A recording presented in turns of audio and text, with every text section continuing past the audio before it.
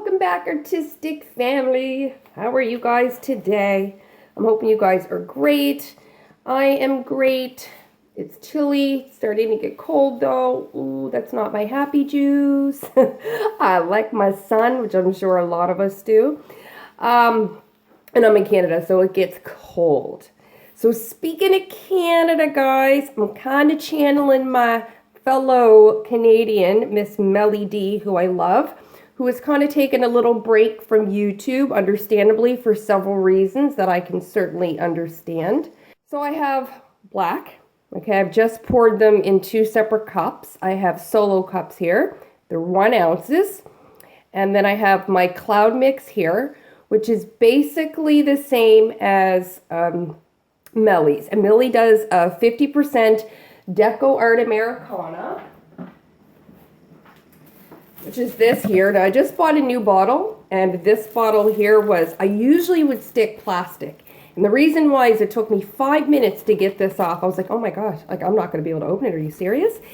And then I had to clean it up. So you get all these crusties, right, that build up, that's what I call them, underneath. And then they stick to your lid and make it really hard. And because of the plastic of the plastic or saran wrap, it does make it much easier, okay? So that's a little tip that will help keep it nice and less full of chunks. And also, if you're noticing that you're having a hard time opening up your top, even if it gets all built up, if you put saran wrap there, it will definitely help. So I used what Melly does, which is 50% of the Deco Art Satin Enamel, Deco Art Americana Satin Enamel Pure White. And then I mix that with the regular Artist Loft Flow Acrylic White that I use all the time. And then this is Acrylic Flow Black, okay? So I've got the 2 blacks because I want more of the black than the white. Cloud pours can take right over. And I want it to be very full, as they often are, and puffy. But I don't want to see like this much of black and this much of white. So let's just hope it turns out like that. 16 by 20 inch Artist Loft canvas here, not gallery wrapped, just your back stapled. I always tell you guys if it's gallery. And yeah, I'm testing this out, and then we're gonna see. I have some plans in my head for some multi-layeredness with this type of technique. So of course I'm gonna go in with the white first. I am gonna add another layer of that as well in there. So just back and forth, easy peasy. My paints are quite thick. Again, I'm doing a ring pour. So all of my paints do have a mound. I'm actually going to make that much thicker. They do have a mound on them. And then my base is pretty well a mound too. It's just slightly under. Because of course I need that to move. Now I also have an idea for the design. I want it more diagonal with some negative black space. And then I might do a little something something to it. And I think I'm getting a little carried away by adding a lot, and I think I'm going to stop. No more of the cloud. We're just going to end this with the thick layer of the black. Okay, move all this out of the way because we know I'm messy. You guys will see in a moment that I've already painted the canvas as per usual. Simple black and white, guys. It's just gorgeous and classy. I'm thinking I might do a series. So definitely comment, guys. Come on with these comments. Comment down below and say yes, no, yes, add a color in, whatever. Definitely comment and let me know if you guys are down for a monochrome series, black and white. I just love it. Super classic, beautiful colors, high contrast, dramatic. I just love it. Okay, so I want my ring pour to be more diagonal, and I want the negative space to kind of be around the corners. So I'm just going to lay a puddle here. See? Every time, guys. I got 1, 2, 3, and 1 over here, and this is before I started. I'm still out of Floetrol, and my tiny little torch is literally on the blink now. I dabbed it again, getting too close, and the nozzle full of paint. And now I barely have a flame, and I have to get so close. And I tried to get the Floetrol. I'm in Canada, I can only get it in one spot here. They're sold out again. So it's been probably 6 weeks or so. And it's once I started silicone is when I ran out. And so I really wanted to do a gorgeous flip cup in these colors and get these huge, big, succulent cells. But I really didn't want to do it in silicone. I mean, I really tried silicone just because I wanted to try it, and I do like cells. But it's definitely not going to be a staple in Shannon Gibson Art Design Studios. So, I'm just trying to determine now, do I want to pour from the side, or do I want to pour from where I ended off? And it does matter in terms of design.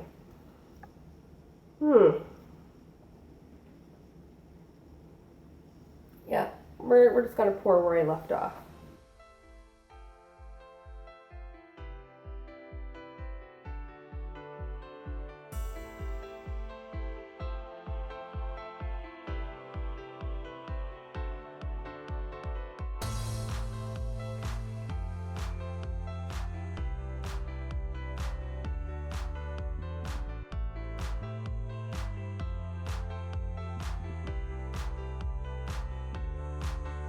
Super awesome.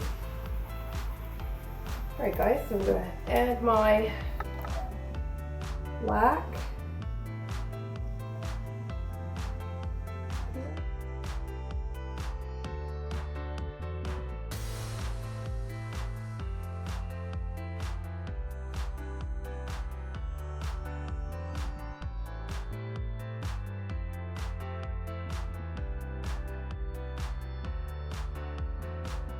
My ring where it kind of came to a point, as you guys can see, instead of circle. I often like to do that.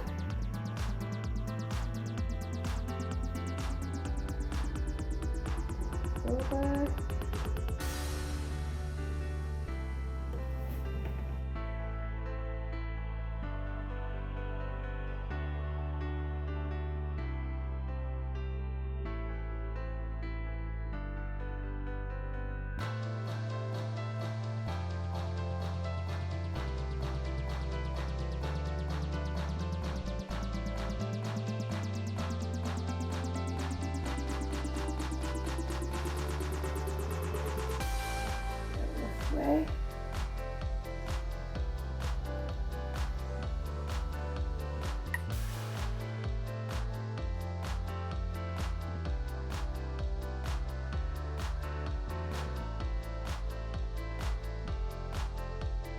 I'm moving slow. Got that covered. Let me just stop and take a look and see which way I want to stretch this out a bit. Okay. I think I want to kind of try to come down here some more.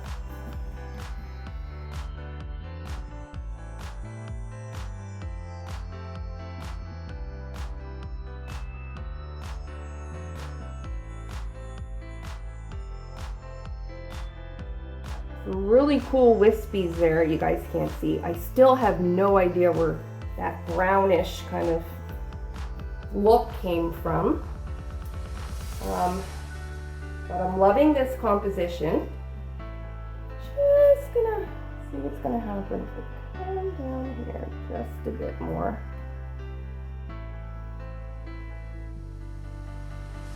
Open that up and create some cool movement there.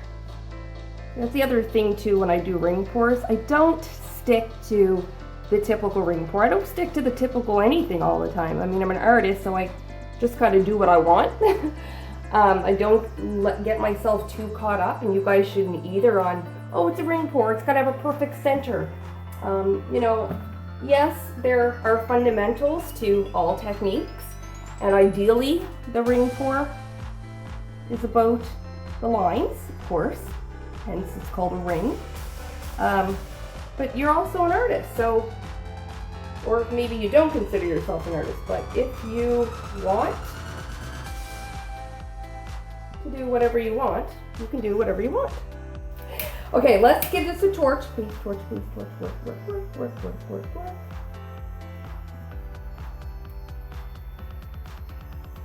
I am loving this so much.